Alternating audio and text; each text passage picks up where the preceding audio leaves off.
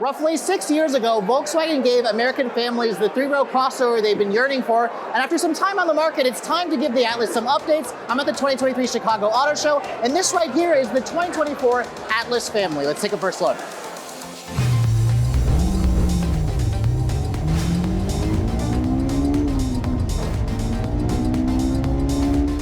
So before we start talking about the exterior styling, I want to show you guys one of the biggest changes that Volkswagen is doing with this all-new Atlas. Now, underneath the hood, we're going to find an all-new engine. That's right, Volkswagen has discontinued the 2-liter turbo and the VR6. It's now been replaced by a single all-new 2-liter turbocharged direct injection 4-cylinder, making 269 horsepower and 273 pound-feet of torque. That's about a 7 horsepower reduction versus the VR6, but it has about 7 more pound-feet of torque and roughly 35 more horsepower versus the old 2-liter turbo. It all goes out through an 8-speed automatic, and Volkswagen will offer you a choice of either front-wheel drive or the company's 4Motion all-wheel drive. Currently, I don't have fuel economy figures just yet, but Volkswagen is claiming this is going to have better performance and better efficiency, and it'll also retain the same 5,000-pound towing capacity, and the curb weight should roughly stay the same. This car is right around 4,600 pounds. But let's go ahead and take a look at the exterior styling of this vehicle, because while I said earlier this is an all-new car, this is actually a pretty heavy refresh. This first generation came out back in 2018,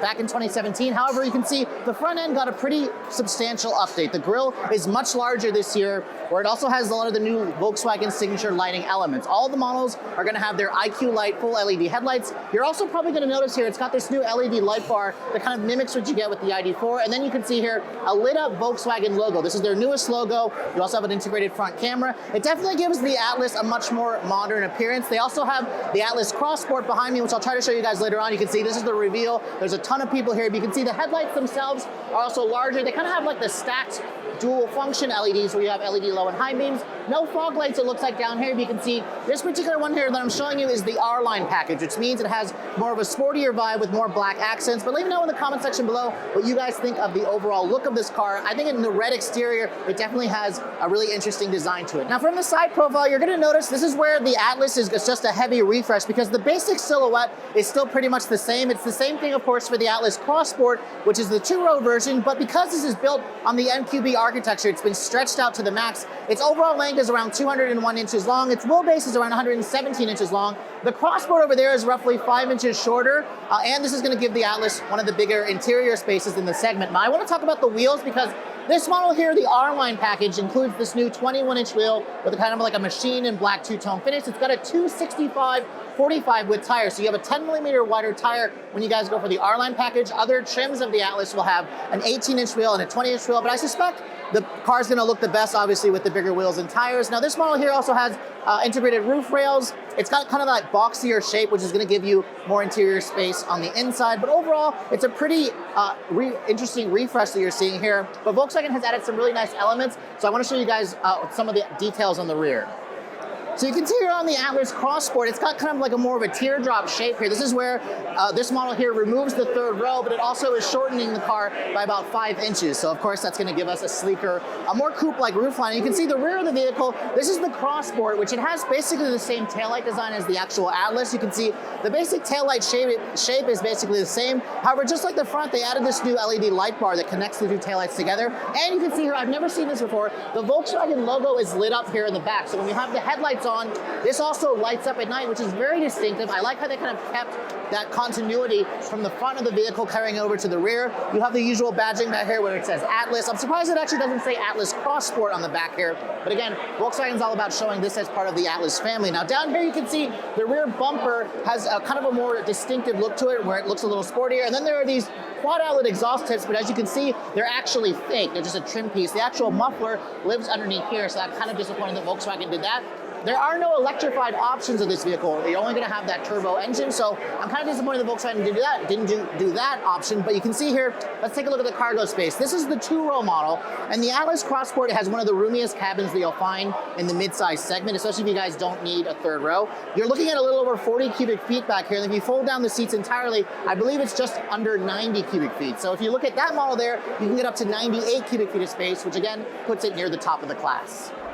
So moving into the interior of the all-new Atlas. Now, I keep calling it all-new, which the outside doesn't really look all new. However, if you look at the interior, this is where Volkswagen completely changed everything compared to the prior generation. You can see it now adopts their latest infotainment technology that we've seen in the ID4. We have a new 12.3-inch digital display over here, which has their latest infotainment display software. You can see this is pretty similar to the one that's in the ID4. And then, of course, here, all models will now come standard with their digital cockpit 10.25-inch display over here, which is nice because a lot of the other brands in their three-row SUVs are kind of going to the all-digital display with a 12-inch dash. So this is all kind of technology that we expected to see. Now, in terms of the rest of the dash design, you can see it's a pretty nice-looking area. You can see there's wood, fake wood trim that's splashed throughout the cabin. The materials here are soft-touch injection molded plastic. You have a lot of piano black plastic trim as well, which is nice. And then you can see here the ambient lighting in this car.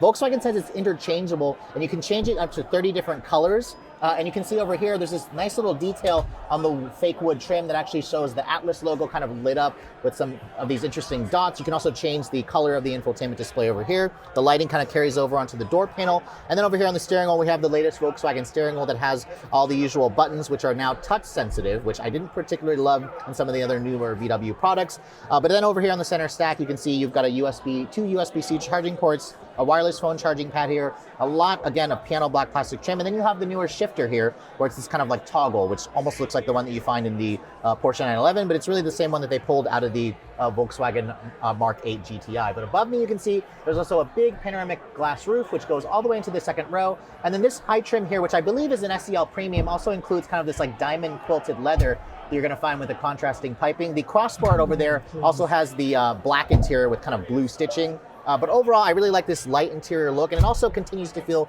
very spacious, which is what you kind of want in your three-row family vehicle. But let's go ahead and hop into the second row seat here, because I think there's actually a break where I could get into the back seat and not get interrupted. But as you can see, this is the reveal, and there's a lot of people here. But let me hop into the back seat. Now, getting back here, I'm super surprised to see that there's actually a bench over here. Now, I suspect Volkswagen also offers captain's chairs, but that will limit your seating capacity to 6. That's because the third row in this vehicle doesn't accommodate 3 across like you'll find in some competitors. Now, in terms of the legroom figures, the prior generation or the pre-refresh model had around 38 inches of legroom back here. This feels pretty similar to me. You also have the ability to kind of move the seat forward and back from this little lever here. You can see you can move it kind of all the way forward if you'd like, to give those third row seat passengers a little bit more space. You can also recline this area pretty nicely as well to get comfortable. There's an armrest here that folds down, gives you 2 cup holders. And then also you can see here, this higher trim includes the manual rear window sunshades, which is nice. You have a lot more controls over here. You have rear seat ventilation controls or vents, along with your own set of climate controls. There are 3-level heated seats back here, but I don't believe the Atlas offers ventilated seats in the second row. I'll have to double check that. You also have 2 USB-C charging ports, and you also can find a household power outlet back here along with 2 storage pockets. So overall, the second row is pretty nice. The lighting here from the panoramic roof also lets in a lot of natural light, where this also opens up over the front. But let me hop into the third row of this vehicle, because this is always the big question for any vehicle in this segment, is how is the space back here? And I'm gonna go ahead and close that door so it's not super noisy. Now, I don't have the legroom figures yet, but let's see here if I can, there we go. All right, so this is with the seat kind of not all the way back.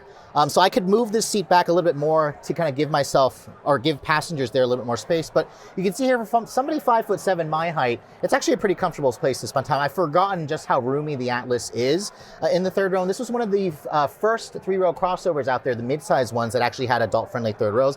I don't have legroom figures, but you can see this vehicle could be wide enough to accommodate 3 across. So I'm surprised that VW is not doing that. In terms of the creature comforts, there are 2 USB-C charging ports back here, which is nice. There's also rear seat air vents. You have your own map lights back here, and it doesn't feel quite as claustrophobic as I suspected it would. However, compared to the competition, this feels, I'd say, pretty comparable to the new Pilot and maybe the Subaru Ascent, but something like the Palisade and Telluride and the new Grand Highlander that I was just in do feel slightly more spacious. So when the Atlas first came out, this was the start of Volkswagen becoming more of an SUV brand, because remember, this vehicle was designed entirely for Americans, and it's built, of course, in their plant in Chattanooga, Tennessee. So after finally seeing the fully revised 2024 Atlas, I'm pretty happy with all the changes that Volkswagen has made. I think the exterior styling is certainly a lot more bold. I love the new LED lighting elements that you find in the front and the rear. The interior also got some nice updates, although I'm not the biggest fan of Volkswagen's software for their largest infotainment display. I'll have to wait until I actually you can get behind the wheel of one and actually test it out. And then for those of you, again, who don't necessarily need the 3-row capability, they also offer the Cross Sport, which has one of the roomiest segments roomiest interiors in the segment, with a huge trunk area and also a huge back seat. Now, if you guys are interested in getting your hands on the Atlas or the Atlas Cross Sport, Volkswagen says production of these vehicles will begin in late summer. So expected to show up in dealers later this year, probably by late summer, early fall. And they haven't announced pricing just yet, but the current model is around $34,000 for the Cross Sport and around $35,000 for the actual Atlas. They go up to around $52,000 for a loaded model, so I suspect these new versions, when they go on sale, should be slightly more expensive. But with all that said, hope you guys have enjoyed my brief overview on the Atlas and the Atlas Cross Sport. For Redline Reviews here at the 2023 Chicago Auto Show, I'm Sofyan Bey.